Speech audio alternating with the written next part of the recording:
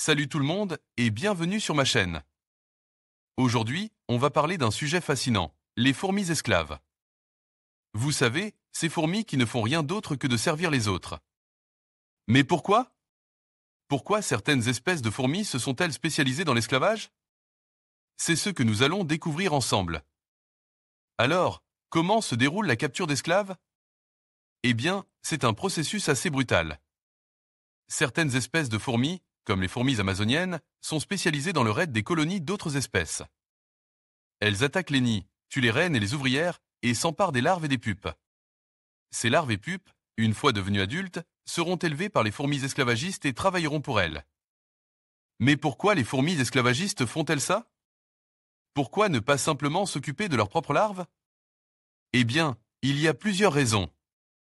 Tout d'abord, certaines espèces de fourmis esclavagistes sont incapables de s'occuper de leurs propres larves. Elles ont perdu les compétences nécessaires pour construire des nids, trouver de la nourriture ou même s'occuper de leurs propres œufs. Elles dépendent donc entièrement des fourmis esclaves pour survivre. Ensuite, les fourmis esclavagistes peuvent profiter de la force de travail des autres espèces. Les fourmis esclaves sont souvent plus nombreuses et plus fortes que les fourmis esclavagistes, ce qui leur permet de s'emparer d'eux. Plus de ressources et de défendre leur territoire plus efficacement. Enfin, l'esclavage peut être un moyen efficace de se reproduire. Les fourmis esclavagistes peuvent utiliser les fourmis esclaves pour s'occuper de leurs propres larves, ce qui leur permet de consacrer plus de temps et d'énergie à la reproduction. En conclusion, l'esclavage chez les fourmis est un phénomène fascinant qui met en lumière les stratégies de survie et de reproduction des différentes espèces. C'est un exemple de la complexité et de la diversité du monde animal, et il nous rappelle que la nature est pleine de surprises. Les fourmis russes, souvent appelées fourmis esclaves, sont un sujet fascinant qui mérite d'être exploré.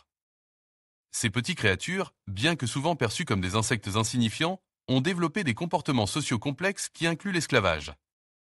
Oui, vous avez bien entendu, l'esclavage dans le monde des fourmis.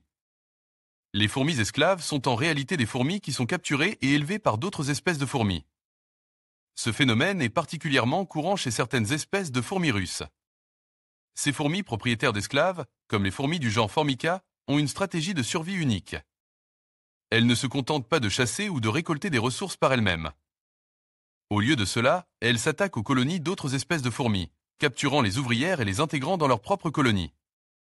Une fois capturées, ces ouvrières esclaves sont mises au travail, s'occupant des tâches quotidiennes comme le soin des larves, la collecte de nourriture et même la défense de la colonie. Ce comportement peut sembler choquant, mais il est ancré dans la biologie et l'évolution de ces espèces. Les fourmis propriétaires d'esclaves bénéficient d'une main-d'œuvre supplémentaire, ce qui leur permet de se concentrer sur d'autres aspects de leur survie et de leur reproduction. En effet, les fourmis esclaves sont souvent plus efficaces que les ouvrières de la colonie propriétaire, car elles ont été élevées dans un environnement différent et possèdent des compétences spécifiques qui peuvent être exploitées. Passons maintenant aux fourmis parasites. Ces fourmis, comme les fourmis du genre Polyergus, ont une stratégie encore plus audacieuse. Elles ne se contentent pas de capturer des ouvrières d'autres colonies, mais elles dépendent entièrement de ces fourmis esclaves pour leur survie. Les fourmis parasites n'ont pas la capacité de s'occuper de leurs propres larves. Elles doivent donc infiltrer d'autres colonies, souvent en se déguisant ou en imitant les phéromones des fourmis hôtes pour se faire accepter. Une fois acceptées, elles peuvent pondre leurs œufs, qui seront ensuite élevés par les ouvrières de la colonie hôte.